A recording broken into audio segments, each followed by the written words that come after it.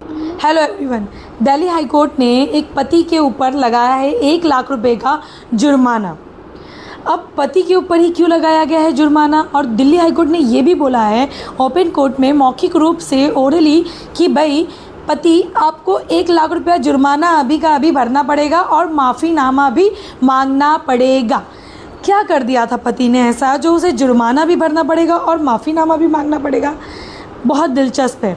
अक्सर क्या होता है कि जब हम कोई भी मैट्रिमोनियल डिस्प्यूट लेकर के कोर्ट के सामने खड़े होते हैं या फिर बिहाइंड द कोर्ट भी, अब जब हम कभी भी किसी क्लाइंट से बात करते हैं तो हम जिसके विपक्ष में हैं वो व्यक्ति, जैसे अगर हम पत्नी के पक्ष में हैं, अगर मैं किसी की वाइफ की एडवोकेट हूँ तो कोई हस्बैंड मुझसे गलत तरीके से बात करेगा कि भाई आप तो उसका ही साइड लोगे, और अगर किसी में पति के पक्ष में हो, पति की किसी के हस्बैंड की मैं वकील हूँ तो पत्नी बोलेगी कि आप तो उसकी साइड लेने वाले हो क्योंकि आप उसकी एडवोकेट हो। लेकिन ऐसा नहीं होता, हम किसी की साइड नहीं लेते, हम लॉ पॉइंट्स पे बात करते हैं जो बात सामने वाले को समझ में नहीं आती। कुछ लोग तो बहुत समझदार होते हैं जो अच्छा खासा रिस्पेक्ट देते हैं, लेकिन कुछ लोग बहुत टेढ़े तरीके से बात करते हैं। वो मैट्रिमोनियल डिस्प्यूट को हमारे प्रोफेशन में लेके आ जाते हैं और हमें भी उस मैट्रिमोनियल डिस्प्यूट में खींचने की कोशिश करते हैं और हमसे भी बदसलूकी से बात करते होते हैं। बहुत सारे क्लाइंट्स ऐसे होते हैं, आप जो भी मेरे एडवोकेट फ्रेंड्स हैं वो उन्होंने नोटिस किया होगा। तो ऐसा ही एक वाक़या आता है दिल्ली हाई कोर्ट के सामने।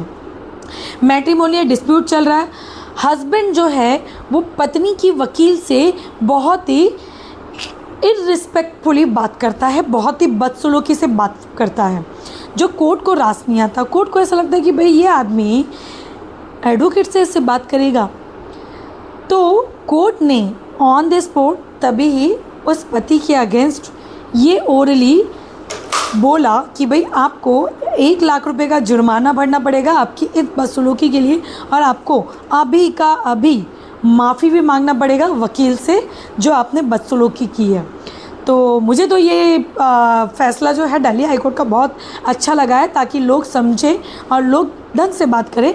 मैट्रिमोनियल डिस्प्यूट को प्रोफेशनली इन चीज़ों में ना लाए। हम प्रोफेशनली लड़ते हैं, हमारा किसी से कोई भी भेदभाव नहीं होता है, सारे क्लाइंट्स हमारे लिए इक्वल ही है।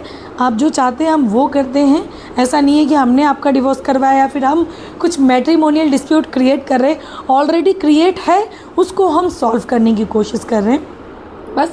तो यही सारी चीज़ों को ध्यान में रखते हुए कोर्ट ने फ़ाइन लगा दिया है। मुझे तो काफ़ी मज़ा आ गया सुन करके। आपको कैसा लगा मुझे कमेंट में बताइएगा। Thank you. जय हिंद, जय भारत।